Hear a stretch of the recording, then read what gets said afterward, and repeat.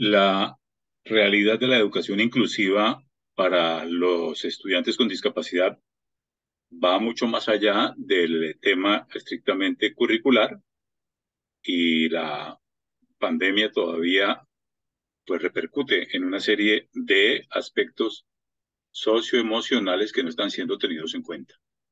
Debemos conversar en profundidad sobre la realidad del buen trato ausente en los colegios y sobre la gestión emocional de los niños con discapacidad que están sufriendo esa carga adicional que los excluye de su aprendizaje. ¿Qué podemos anticipar sobre esto, profesora Claudia Pita? Gracias, Hernando. Buenas tardes a todos. Pues, Hernando, yo creo que em, la pandemia dejó unas consecuencias importantes en nosotros como seres sociales. Finalmente, nuestro cerebro social y emocional es el último en evolución. Entonces, asimismo, podemos caer en la trampa de involucionar. Y creo que la pandemia tuvo un efecto pues nocivo en términos de socialización. Estuvimos solos, enfrentados a un momento muy traumático, que lo único que nos decía todos los días era que nos podíamos morir, o nuestros papás, o nuestros hijos, o nuestra familia, o nuestros compañeros. Entonces, asimismo se generó una serie de consecuencias, no solo cognitivas y rezagos en el desarrollo de la motricidad gruesa, de la motricidad fina, sino también nuestro cerebro social y emocional tuvo unas alteraciones, unos cambios. No estuvimos compartiendo con nuestros pares, estábamos solos frente a las pantallas, no sabíamos cómo hacerlo, o sea, había mucho estrés. Y en algunos contextos, por ejemplo, no había celular, no había computador, no había internet. ¿M? Nosotros los docentes creo que fuimos muy guerreros y uno conoció gente que se las ingenió de una y mil maneras pues para lograr cautivar a los estudiantes. Sin embargo, lo que estamos recibiendo en este momento en los colegios, en términos de socialización, de cognición, de respeto por el otro, de empatía, sobre todo empatía y de compasión, no es lo que uno esperaría después de una pandemia que nos dijo, hey, se pueden morir, hey, sean buenas personas. Pareciera que hubiéramos quedado un poco más egoístas, un poco más vulnerables y más sensibles al otro, entonces con muchos mecanismos de defensa y como de guardarse y resguardarse para que no le hagan a uno daño o no le hagan daño a sus hijos. Entonces los papás también estamos muy aprensivos, muy a la defensiva. Mm, Pudimos ver en casa lo que pasaba en el colegio y también hacer juicios de valor al respecto que no han sido muy buenos para el proceso. Entonces, en términos generales, tenemos que trabajarle mucho al tema de la habilidad social, de la habilidad emocional, de la empatía, porque si un cerebro, un ser humano, su cerebro está emocionado, está motivado, puede aprender, pero si una persona no está ni motivada, ni emocionada, ni participa de ese encuentro social que es tan lindo en el colegio, sino por el contrario es rechazado, pues así mismo no va a estar motivado para aprender. O sea, ¿para qué aprendo si no es para compartirlo con otros? ¿Para qué aprendo si no es para querer aprender más? ¿Sí? Y se vuelve un proceso automático, mecánico, un cumplimiento de notas. Y el fondo debe ser otro. La educación sí hace que los seres humanos cambiemos, pero siempre y cuando nosotros los que estamos educando dejemos un poco de lado lo curricular en cuanto a la academia y nos fijemos más que nuestros estudiantes están teniendo unas necesidades emocionales y sociales importantes. Ese bloqueo emocional es una barrera adicional que tiene obstruida la posibilidad de aprendizaje. Estas metodologías de 14-21, DUA, PIAR, etcétera, estaban comprendiendo esta realidad. Los docentes están preparados para hacer frente a esta contingencia, a este hecho, o cómo están frente a eso. Pues Hernando, yo creo que la virtualidad a los maestros nos dio clases, porque tuvimos que aprender otros mecanismos, a grabar videos, a grabar audios, a hacer un poco de cosas que de pronto antes no sabíamos hacer, a utilizar la tecnología como recurso para incentivar el aprendizaje. Pero también pasó mucho que no sé por qué, como siempre, los más apartados de todo el proceso y el progreso social y tecnológico fueron los estudiantes con alguna condición, ¿sí? Porque pues por múltiples razones no podían acceder. Por ejemplo, habían estudiantes que tenían computador pero no sabían cómo entrar a Zoom. Entonces no llegaban a las clases, por ejemplo. O estudiantes que no podían abrir el Classroom, no sabían cómo usarlo. Y nosotros, los maestros, directivos, líderes, como lo queramos llamar, a veces obviamos cosas que son súper simples en los procesos educativos de nuestros niños, de nuestros estudiantes, de nuestros hijos. Cosas muy simples, como por ejemplo, prenda el computador. ¿De dónde se prende el computador? ¿Por qué no puede haber un estudiante que no sepa de dónde se prende el computador? ¿Lo hay? ¿Sí? Claro. Como hay otros que van de avanzada y le enseñan a uno. Mire, Pita, acá hay un tablero, acá se puede escribir, acá se puede dibujar, acá se puede, esto se puede compartir. ¿M? Entonces, yo creo que el proceso de la pandemia, pues no fue negativo del todo, aprendimos muchas cosas, pero sí siento que en términos de DUA, en términos de estrategias, hay más y no sabemos cómo implementarlas.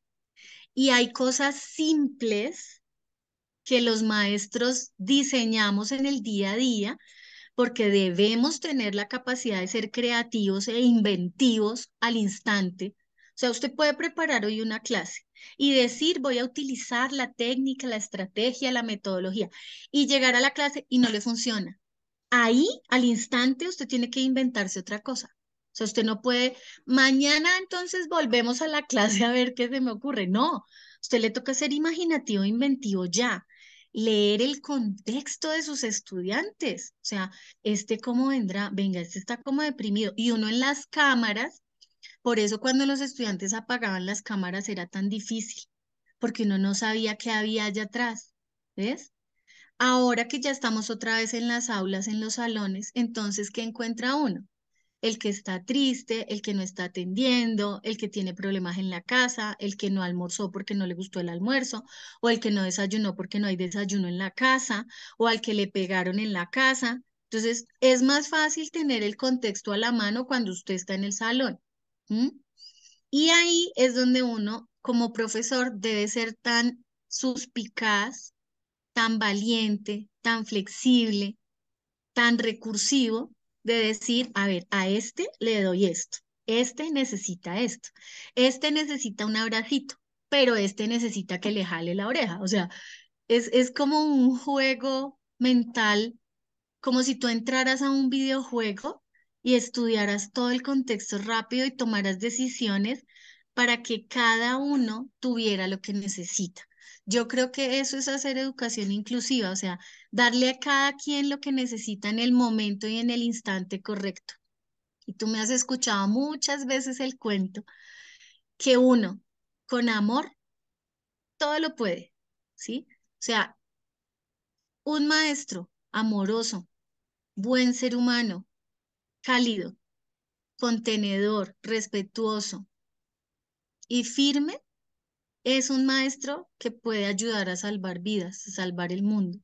Y nosotros los maestros sí salvamos vidas. Ter- Contrario a lo que otros dicen de no vincularnos, de por favor no hables de eso, a mí sí me gusta hablar de las emociones, porque si yo amo a mi estudiante me ama y quiere transformarse por él y por mí, ¿ves? Y entonces eso tiene un impacto social, porque un estudiante transformado desde el amor es una sociedad transformada desde el amor. Pero ¿qué nos ha pasado en nuestro país?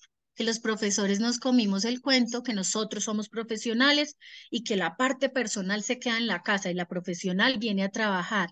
Y no podemos ser disociados, somos uno. Soy buena persona, soy buen maestro.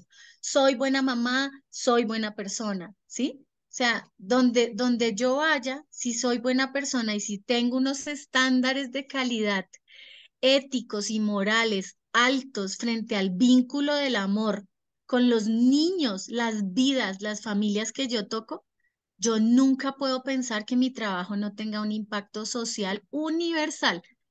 Ni siquiera es un impacto inmediato ahí del aquí y el ahora, es universal porque imagínate lo que puede pasar en este colegio donde yo estoy si yo entro a un salón de veintitantos y mis estudiantes se dan cuenta cómo les inyecto amor a todos, ¿cierto? Entonces ellos salen diciendo, hola, yo quiero que ella vuelva a entrar, se siente rico, ¿sí? Tan bonito que es respetar la diferencia. Vea cómo nos enseñó a trabajar con Julano de tal. Nos dio ejemplo, nunca nos trató mal. Entonces, usted sale de ese salón, de esa aula o de esa cancha de fútbol o como se llame, siendo mejor persona. Y asimismo, usted va y inyecta a otro. Eso es como las abejitas, como la vacuna. ¿Ah? Se va, la lleva, la lleva, la lleva, se transporta hasta que eso termina siendo contagioso. O sea, como se contagia el mal genio y la ira y la tristeza y el miedo, también se puede contagiar la alegría, el amor, la felicidad, mm, la fuerza. Y yo sigo siendo una convencida y una idealista que así yo sea chiquitica y un punto en este universo, yo puedo transformar el mundo de muchas personas que están a mi alrededor y lo quiero seguir haciendo. El, la conversación a fondo que vamos a tener debe abordar también si ese instrumento que ha sido el decreto 1421 en su quinto año resultó fallido en el trabajo Ujú. con las familias y si hubiese que reformularlo o repotenciarlo o complementarlo, ¿qué nuevo habría que incorporar a ese instrumento normativo para suplir todos estos vacíos?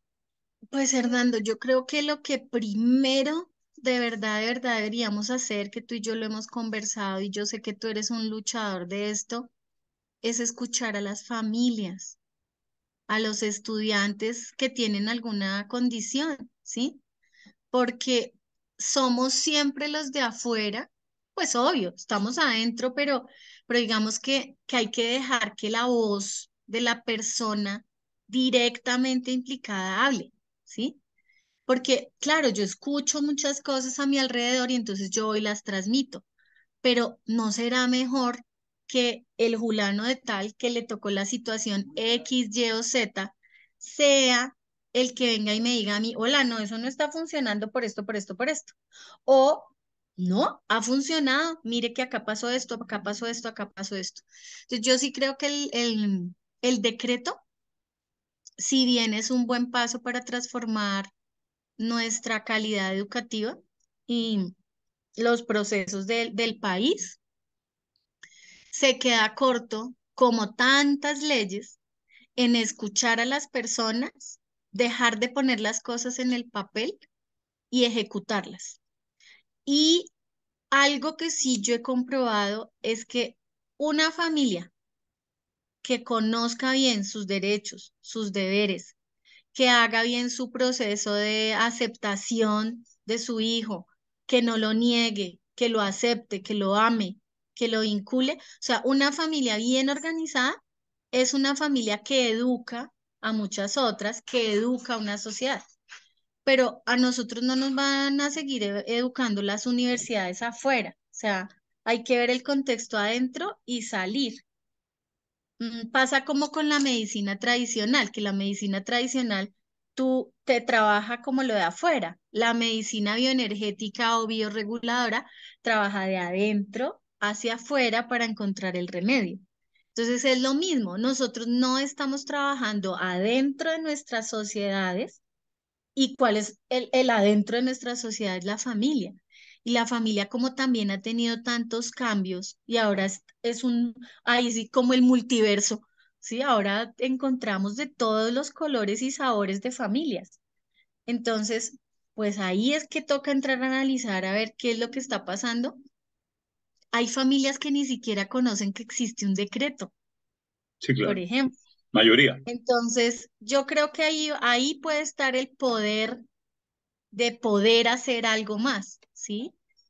Y que los que trabajamos en esto veamos unos frutos más a largo plazo y no unas curas momentáneas que en cualquier momento se derrumban, porque lo que nos enseñó la pandemia fue que empezamos un buen proceso en el tema de inclusión, pero en la pandemia todo hizo como trrrr, ¿m?